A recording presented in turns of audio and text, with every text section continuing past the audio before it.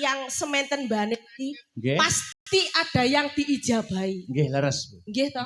Lah niku dadi intine nggur matur suwun tok niki setiap pagelaran sing rawi sementen bane. Niki luar biasa, apalagi Den Akbar ini masih dalam muda. Tapi wis disengkuyung. Yang hebat lagi Piai Sombron. Wis to, dalang ndiye sing ora mlebu nganjuk. Tapi Piai Sombron tidak kelain hati memakai putra daerah sendiri untuk ditampilkan. Tepuk tangan Astabrata, tepuk tangan untuk masyarakat Sombron ya. Khususnya terima kasih untuk Bapak Lurah yang telah membimbing teman-teman semuanya bisa sukses pagelarannya seperti ini gitu. Masyarakat yo berukun estu kula dugi wau sami grapyak semana luar biasa. Sampai niki kula kewareken.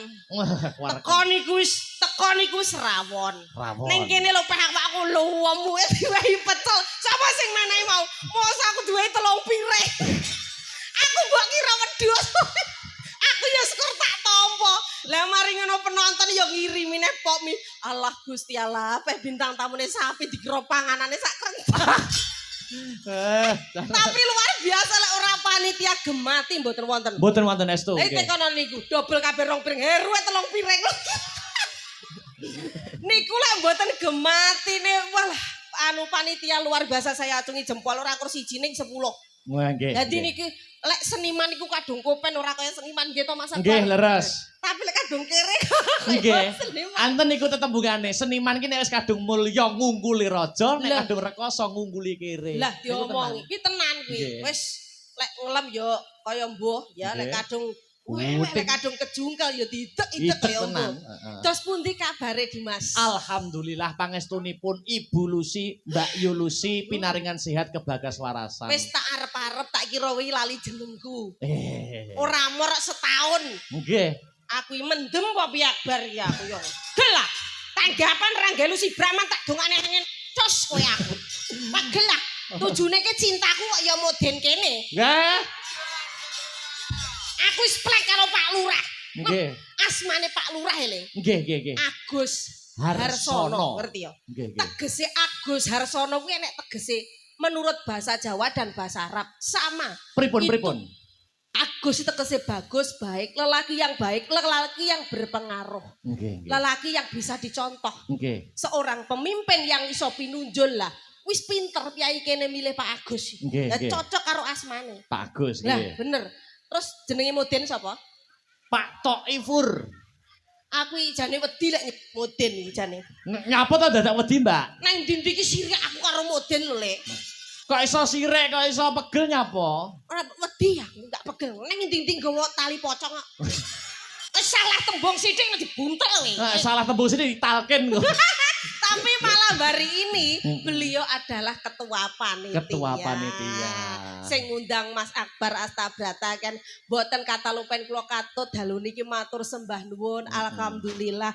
Mugi-mugi sederek mriki sedaya kalimpang reken rejeki ingkang kuatah barokah. Amin. Diparingi panjang yuswa. Amin. Kathah rezekinipun. Amin. Sing dereng kantuk jodoh ndang pikantuk jodoh. Amin. Amin. Ya Rabbal alamin. Kowe kok banter men. Apa saja wis arep pengen to? Nggih, pengen ning ora pengen rabine ning pengen karo. Ayo.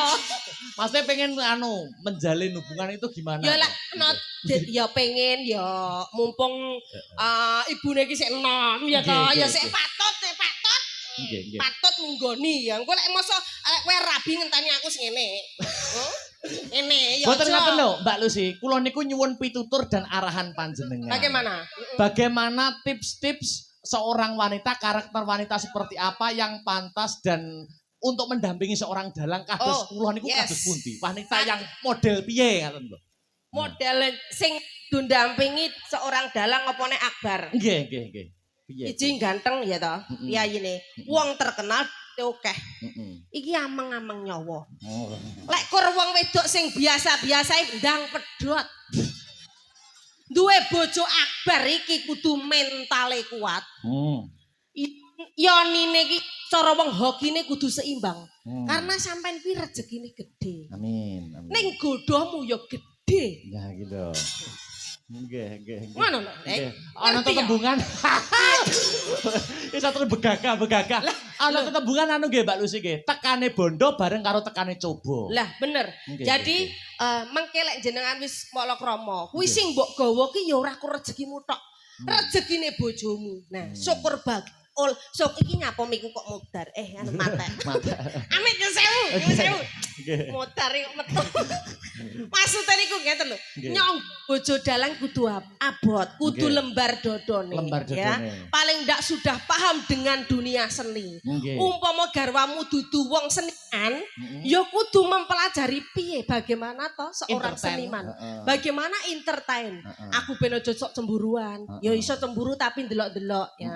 Syukur bagi iso seiring sejalan. Nah, lek dalang karo sinden kuwi ya ora apa-apa. Luwih kenceng meneh. Dadi angkan-angkan kowe lek pomo arep nglirik wong liya tiudeng ngono wis enek sing nyulek matane sandinge. Mboten ngaten lho Mbak Lucy. Tegese didampingi saben dina. Aku ki nek rabi sinden niku anu sing tak kuwatiri siji. Apa? Nek karo sinden nak biasane budal aku tanggapan terus bareng. Iya lho, lah iya lho. Mobil, nyambut gawe bareng kok tekan. Nggih, tekan omah mulih ya turu bareng. Lah nek bar tanggapan awake kewesel kabeh terus turu, sesuk ndak enek sing masakne ora ya kowah-kowah lho, Mbak. Loh, justru itu.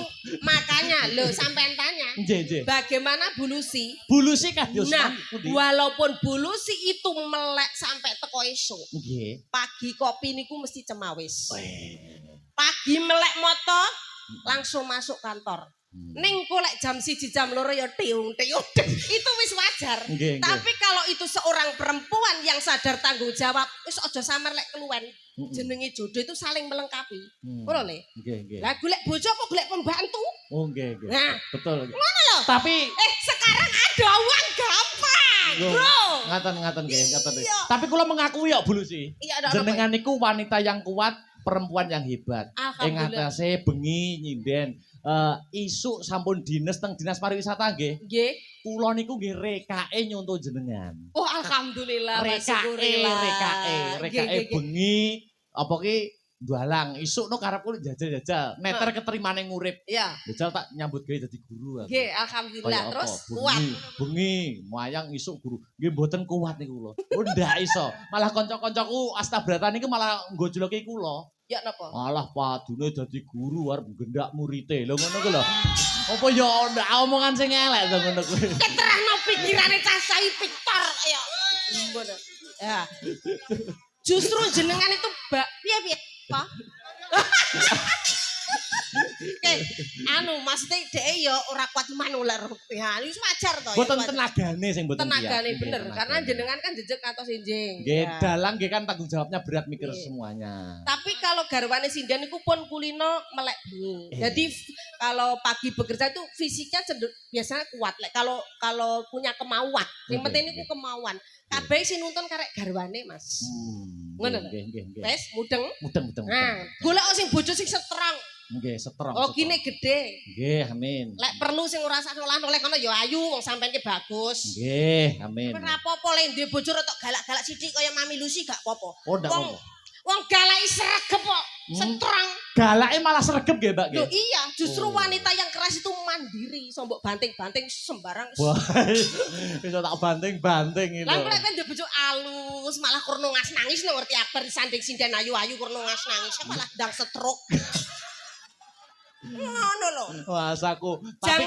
Jangan melihat figur wanita, wah kasar. Wah, kuwi cemprem-cemprem. Justru wanita yang seperti itu tangguh luar biasa. Luar biasa. Matur nuwun pitutur dan pituduh itu. Wah, sami-sami Tole Akbar. Ndang apa dileksanani mumpung aku sik ruso. Pokoke nek aku sok rabi Mbak Lucy tak undang lho. Harus ikut meramaikan. Alhamdulillah. Wis tak penke. Nggih, mergi rabi niku prinsip kula niku syaratnya wonten kalih. Iya napa? Kalih sinten. Iya bener. Pinter ya. Iya. Kalih sinten ya lek secara ekonomi pun mapan ya. Pekerjaan iso kaya ngene iku kalih sinten iku wae. Lah nggih niku. Makane lek enak apa-apa ya jadi 4. Brone los dol. Kula nek pun mboten kiye. Sajake ngruweti sasak. Nggih. Cah kene padane kono. Murid. Sikat Muridé Cah Ponorogo kok. Cah Ponorogo rasa kesuwen wong ruwet-ruwet sikat. Iya. Sik. Nah, kata niki juga berkat Pak Mudin. Leres dadi malam hari ini banyak request sekali khususnya para ibu-ibu bisi kula. Acara sukses kaya ngene iki sapa to ketua panitiane? Iya. Piyai sing gagah perkoso digdaya ya kuwi jenenge Mudin sapa? Pak sapa manglali aku Toib, Pak. Ayah. Ya kuwi ngono, Mas Toib. Nggih. Menika minangkani pamundhutipun ibu-ibu monggo ingkang karen Pak Mudin, Pak Toib. Aturan jumenawa terpanggung mriki ngrencangi kawula. Pak Mudin tasih lenggah nggih. Wah, aku nek ndak enek Pak Mudin, kula nggih mboten saged dituturi kalian jenengan. Mergi sing ngersakne jenengan nggih Pak Mudin. Masya Allah matur sembah nuwun Bapak Mudin, Ketua BPBD, terus Bapak semua menika karyawan kelurahan ini kelurahan desa. Nggih, Desa Sombron. Desa Sombron. Nggih, mugi saged kinabulon hajate bibar ringgitan murika desane ayam tentrem tambah maju. Amin. Para perangkatan diparingi kesehatan dalam melaksanakan tugasnya. Amin ya rabbal alamin. Bisa amanah dalam melaksanakan tugasnya. Monggo Bapak Mudin. Nggih, Pak Toib. Pak Toib dipun kersakaken masyarakat jumeneng wonten panggung. Pun request lho, Mbak. Niki kula mangke Pak Mudin niku ngersakne kali Mbak Lucy niki napa rondo teles atau caping gunung kedua Madiun Ngawi. Modern. Astagfirullah. Ya Allah. Nah iki sing gene muni sae napa sae? Ayo. Abar iki yo njondok. Tasing sini mori kok. Leh tak mulai. Ndak yo. Kowe ki golekne jodoh kok kaya Mudin to, Ger. Aku kok wedi. Ayo, wedi. Anu mik nggih. Assalamualaikum. Waalaikumsalam. Aku Kula mboten anu Bu. Kula Mboten namung mori, kula saniki ngrabekne nggih Bu. Oh, alah. Nek iki cocok aku. Kira-kira lek mboke arep mindo leh ora le.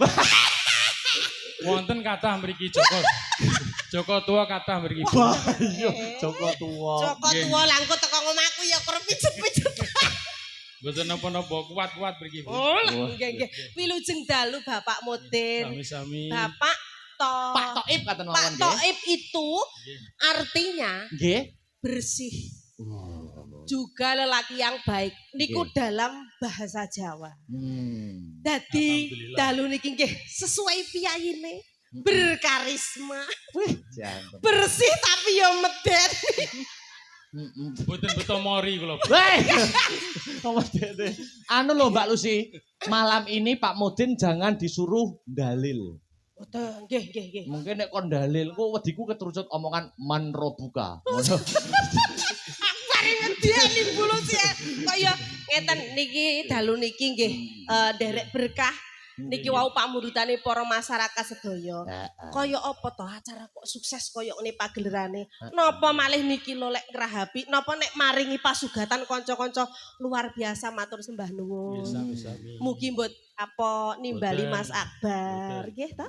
Matur sembah nuwun lho Pak Mudin berkat panjenengan kula saged wonten mriki. Nggih. Pak Mudin, kula wau wedi Bu kalian jenengan. Kula nggih wedi. Dadi jenengan wedi, kula nggih wedi. Soalnya jenengan anu cedhak kali warok. Justru niku kula niku warok niku namung namine mawon. Warok niku. Asine nggih biasa mawon. Oh biasa. Nggih. Nggih Pak Mudin. Sing penting mboten mboten nyeruduk ya jenengan nggih. Sing penting jenengan mboten beto tali niku. Soale kan Brahman mboten nyeruduk ya. Mboten nyeruduk, sing penting niku cocok. Petunge niku niku. Yen napa kok teng dhuwur panggung beto tas ngoten niku wis. HP, Bu. Oh, HP. Tak kira ndak liyane. Lah nek enten tiyang sedo sawaye-waye. Lah aku. Ngapa lho ngono ki Pak Toyib? Dalang Sombron ameng-ameng nyawa cah. Wong ning kene Mang Mas Akbar iki badhe nyuwun doa restu. Mugi-mugi kebuka jodohnipun. Yo. Oh, mengko sae gek isine Pan Bu. Ngono kuwi lho sakjane aku ning ndi-ndi iki wedi lho karo Mudin nggih. Ngono. Tapi sarena Pak Thoyib niku piyainya baik dan mendak napa niku sae nggih. Terus pundi sae napa sae sederek? Sae. Nggih, monggo lek sampun sae enggal dibidalake. Teng pundi? Dibidalake nyanyine maksudnya. Niki bawa rumiyin ura-ura. Kula mendhet HP. Oh, alah mboten apa. Nggih, mboten napa-napa napa dibikakne. Pun buka piyambak mawon. Pak Lurah lho kalah. Kalah. Iki mang request ke BPD lho, BPD karo ibu-ibu PKK lho. Masa ora Pak Mudin ora lho. Niki ngersane napa wau Pak Pak Mudin? Heeh. Kan makili Pak Lurah kabures napa? Rondo teles. Kodarane. Rondo teles sing kepiye? Kamangku aku rong Oh alah senengane rondo lah kuwi lho curhat ngono kuwi. Lagi ning Sombron iki lho jan tenan. Mudin lagune rondo teles. Lah iya.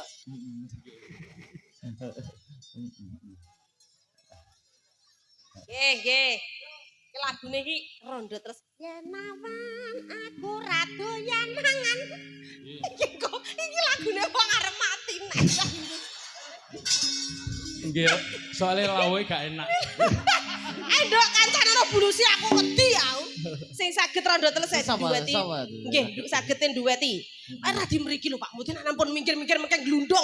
Mboten jenengan surduk kula. Alah mboten surduk kula pun tolek glundung mboten enten sing gotong. Niki sing saged rondo teles murite bulusi niki. Anak-anaknya iki bulusi. Iki kok bocah manis banget iki sapa? Kono nduk si tak kono lho. Wae mriki Pak Mudin radi mriki. Ngono Pak. Tak mane bojo loro. Ya. Prawan senengane rondo. Jan. Niki kenalan riyen to Pak. Pun sepaneng. Mun sepaneng. Santai mawon. Mobil wonten ingkang kancane yoga kula, Bu. Sawahan daleme. Nggih Alia. Mboten. Oh, mboten. Klangon, Pak. Oh, Klangon. Paring asma sinten, Nduk? Kula Penny Pramesti. Mbak Penny masih kuliah? Nggih niki kuliah. Alhamdulillah. Semester berapa? Semester 4. Semester 4. Ngeten iki lho Pak Mudin. Pak Mudin. Nggih. Pak Mudin. Pak Mudin sak sabar rondo teles lho. Ya tak Pak Mudin. Lek dalange ganteng, sing dampingi niku kedah sinden sing ayu-ayu dadi aurane terpancar. Ngeten iki mirsani ngeten iki encok pegenur rematik kados lan kurang ical lho Pak Mudin kita. Nggih. Yen Mas napa niki? Lagu? Nggih, lagi mboten hafal. Oh, Mas. Tapi kula tesik perawan nih mboten. Lah dalah. Oh, Joko kathah Oh niki. nggih. Pesen kula saged mboten sambayar. Kilo bar.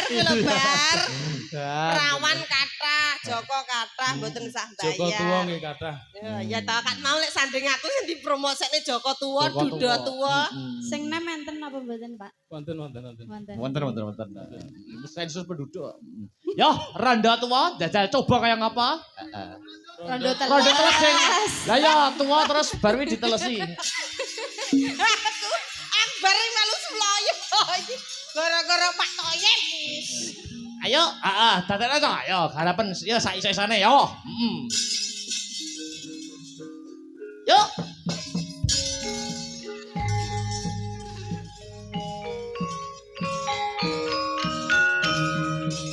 Ayo astabrata iki lho bacae. Tanjake Pak Mudin Thoyib. Mangga Pak Mudin.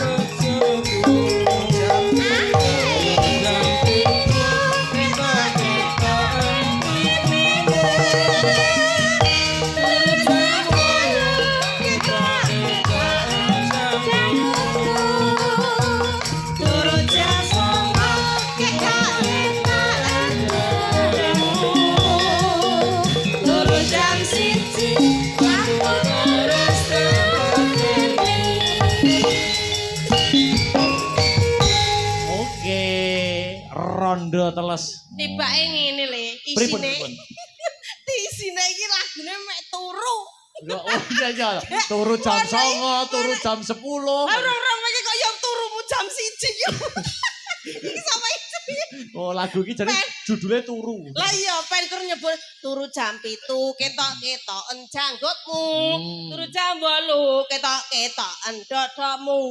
Turu jam 9 ketok-ketoken udelmu. Turu jam 1 ketok-ketoken anumu. Anu kuwi ta apane Pak Mudin? Mbok disanding tenan nyanyi karo wedek los. Sing las Pak Mudin. Keduren Bu. Wah, keduren. Dadi niki Pak Mudin niku piyai sing tatak. Nggih. Tapi lek menghadapi pekerjaannya. Nggih. Tapi bila mana seorang lagi didampingi perempuan itu sudah keter-keter. Nggih, keter. Langsung ngoten Pak Mudin nggih. Tapi luar biasa Mudin mentalnya luar biasa. Hebat. Suwantene sae nggih niki wau nyanyi babakan turu. Pas teko tengah-tengah HP-ne mati. HP-ne keturun. Wes luar biasa matur sembah nuwun Bapak Mudin sampun kersa ngregengaken niki lagune wau napa niku? Rondo teles. Rondo teles. Kirang satu lagi lho Pak Mudin terusnya wonten wau napa? Jenengan wau apa? Oh ben kok biasa. Lah mau jarene telu bos anu kok lek sajake goblos mungkin napa dipun rencangi Pak Carek napa nyapu. Oh, dititipi jimat kalian Pak Lurah. Oh, alah jimat kali mosot oh nggih. Kabar ngaturaken jenengan sedaya. Wes ngoten niku lho srape nak sakjane ngene iki sungkan apa. Aku sungkan lek apa nek dijutut nyapa lho repot-repot ngoten niku. Malah asih Pak Mudin jane kula isin ngeten iki Pak Mudin masalah tenan. Wes benjing malih. Benjing malih. Masalah ger. Masalah matur nuwun berkah barokah Mbah Mudin. Wis engko nggih pijet bocah-bocah. Oh nggih Pak Lurah matur nuwun Pak Agus. Nggih. Luar biasa. Sehat selalu Mbah Mudin. Mugi panjang yuswa, seger waras dilancarkan rezekinipun. Amin. Matur sembah nuwun nika sampun sukses sekali pagelarannya. Mbah Mudin sampai kula wau mlebet keng mriku mboten saged sing jualan luar biasa. Ampun mundur Mbah Mudin. Ampun mundur Mbah Mudin. Ampun mundur Mbah Mudin. Ajeng mriku ampun mundur lek ngadap. Kula pegangi cobi-cobi. Iki lho Mbah, iki judulnya Mbah Mudin Atret. Anu Bu, mburi Bu. Iki jane kula kaya dhuwur men lek gawe panggung lho Mbah Mudin yo atret. Modelnya kayak ngecek jerune liang lahat. Piyai kok sopane kaya ngono lho yo Le. Nggih, saking sopane moh ngungguri. Kuwi ngono kena dicontoh. Kaya ngono kuwi tekone ki maju, nyaosne ki mau mundur. Aku wedi lek glundong. Arep nulungi aku ora penak padha gedine. Niki Mbak Lucy. Nggih, kathah sangat pamundutan Nggih, monggo diwaos. niki saking juru masak sing sampun nyugata kula lan panjenengan Mbak Lucy. Aku ndrudeg mangko tak kira bar Mudin terus juru kunci. Ndak no, juru masak. Nggih. Niki request, Nggih. Sesideman ingkang dados requestipun. Sesideman. Katur Bapak Camat lo ceret. Menika nggih rawuh wau menawi boten kentu namine Bapak Sukirno menawi boten kentu. Bapak Camat sampun kondur. Sampun. Oh nggih alhamdulillah mboten napa-napa. Nggih gending menika katur dhateng Pak Lurah, Ibu Lurah, Bapak Agus Harsono dan Ibu Ririn dan Bapak BPD beserta anggotanya Pak RW, Pak RT serta seluruh lapisan masyarakat Sombron tanpa terkecuali. Kanca-kanca BPD walah nggih sengkut wis. Kompak luar biasa pokoknya saya tahu nggih nembe niki pokoknya guyub rukun kompak sekali. Niki sesideman diaturne. Mawi bawa napa mboten? Dipun bawani riyen Mbak Lucy kagem salam pambuka. Warga Sombron kangen suara emas panjenengan. Nggih. Nah, lek mau kan karo Pak Mudin. Lah iki sesideman ki karo enek sing tak gandrung kudune yo eneng to iki. Sinten sing digandrung? Sapa kono sing cah ilik-ilik kuwi apa sing latihan ayo le latihan iki mau karo Pak Mudin sangoni aku torok ora apa-apa iki. Los. Ayo sapa salah satu ya. Sangoni Pak Mudin tak torok. Ayo munggah kene ya gandrung karo Mbak Lucy. Sapa? Astabrata. Kula tasih belajar. Oh Mas Heru. Kula tasih belajar. Mas Heru. Ndak apa-apa. Mas Heru ini kan fan-nya sudah banyak. Wah banyak nih Mas Heru fans-nya. Banyak. Fafa mawon ya. Fafa ingkang pundi Fafa. Oh ya Fafa. Fafa. Yang bedok itu di belakang ini. Ganteng banget ya. Dalang. Oh iya. Ayo Pak, sesi depan bawon ya Pak. Ini tadi dapat salam dari Pak fan klub Mas Akbar, dari Tuban, dari Surakarta, dari Malang, banyak sekali nih wow. Siapa? Bagus banget Fafa. Oh Fafa, Rinale. Fafa itu kumantra sampean. Mantune lek 6 niku lho. Oh alah. Ya. Loh dahar nih. Oh, bocahe. Ya. Ini artis. Mas Fafa, yuk. Artis pendatang baru setelah Mas Heru. Ya, sepatele. Wah, ditutuk dewe lho, Kak.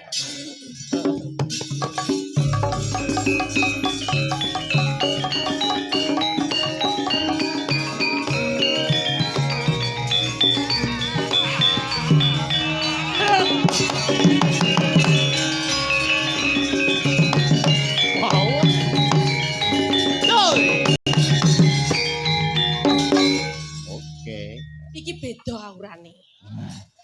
Nek Mas Fafa pripun aurane Mbak Lucy? Cara jejer karo Pak Mudin mang aku ki yo gek wani gak ora ndredeg ngono ya gek. Nek kalih niki ambune parfume niku nggih wangi tapi semu menyeramkan. Lek iki gede dhuwur. Pelentus. Iki patut dadi anak Lucy Brahman. Pipine lo kaya bak mau. Kamu semester berapa, Le? Kulo semester 6. Semester 6. Ganteng gede dhuwur. Engko rencana kira-kira teko semester 13 apa 15. Soale biasane cacai lek kadung tak enggak pantes lali kuliah. Lali kuliah. Aja lho ya, jurusan apa? Kulo S1 Pendidikan Bahasa Indonesia. Luar biasa. Bahasa Ini Indonesia. di tak kira di isi Surakarta. Mboten, niki UNESA. Oh, di Surabaya. UNESA. Oh, di UNESA Surabaya. Wow. Iya, keponakanku kabeh ning kono. Iki sajake kok enek pentingane ning kene kok sajake wedi-wedi. Ora apa-apa Le, latihan. Mas Akbar itu seorang dalang. Nggih. Lek ning bawah punya pacar misalkan ya, tapi di atas panggung itu milik umum. Milik umum. Di atas panggung kita harus profesional. Saking milik umumnya kula tawak-tawake. Nyoh. Jadi huru hara. Sampean di sini ya harus ya profesional. Nggih. Piyayine ganteng. Calon Pak Guru. Calon Pak Guru. Ya harus berlatih mental ya. Nggih. Iki bawa sesidiman Sesidiman. bagus. Sapa jenenge Fafa sapa? Fafa sapa terus Ahmad Fajrul Falah. Lho, Ahmad Fajrul Farah. Falah. Ahmad Fajrul Farah. Sapa? Falah. Aku ki lek berarti sampe male budek. Fajrul Ahmad Fajrul. Oh iki bahasa Arab. Falah. Oh iya. Nggih bener. Nggih niki bawane sesideman duet mbek Mbak Lucy nggih. Apa mboten? Apal Mas Fafa niku nggih. Ayo, siapa dulu niki? Heeh. Mbak Lucy napa Mas Fafa? Jenengan apa kula? Aku lagi manut nggih. Niku manutan lho, Mbak. Kula riyen mboten napa-napa. Ya, monggo, Mbak. Heeh. Wiwitane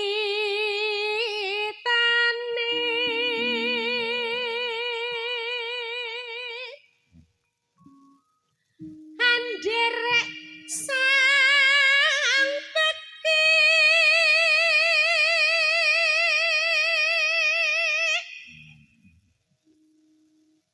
Bereja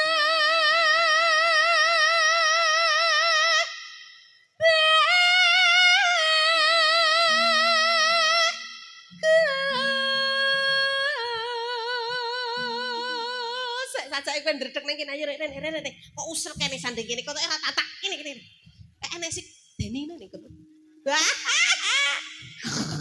sajake kon tatak kok ya Kang dicekel miki tatak ning ngarep nah kan mau ki ning kono kaya gelisah ngono dek Kang olah bu daya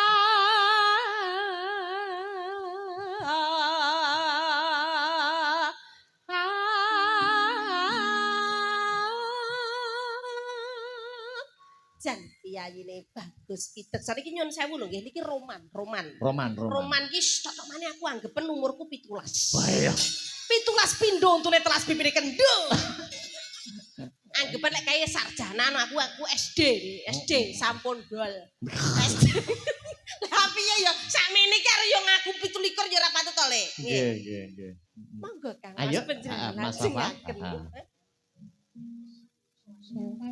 Sowan menyang kutha gedhe. Wih, jan iki tipene suarane seperti Mas Heru. Iya. Tak iso kayak Mas Heru.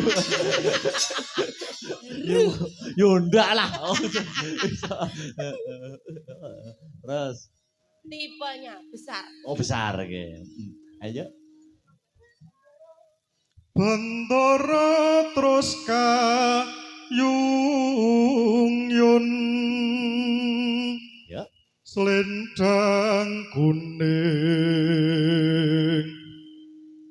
kang saking bukit.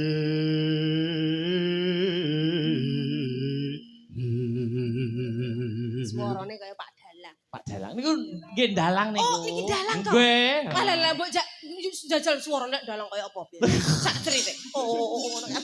Selo kaya Mas Akbar. Wah ya, jan sakniki mlampah wonten mriku. Jan ya. Kan mau nyun sewu. Lah, nyembah sing wedok sik. Ngene iki ya. Mlaku turun sewu. Kulon redeg lho. Iya. Kok nek ndredeg tak celokne moden lho, Kek. Ah, ndak, ayo karo ura-ura suarane ura. Swara. Ya. Swara kurang premono ning wasis ungro.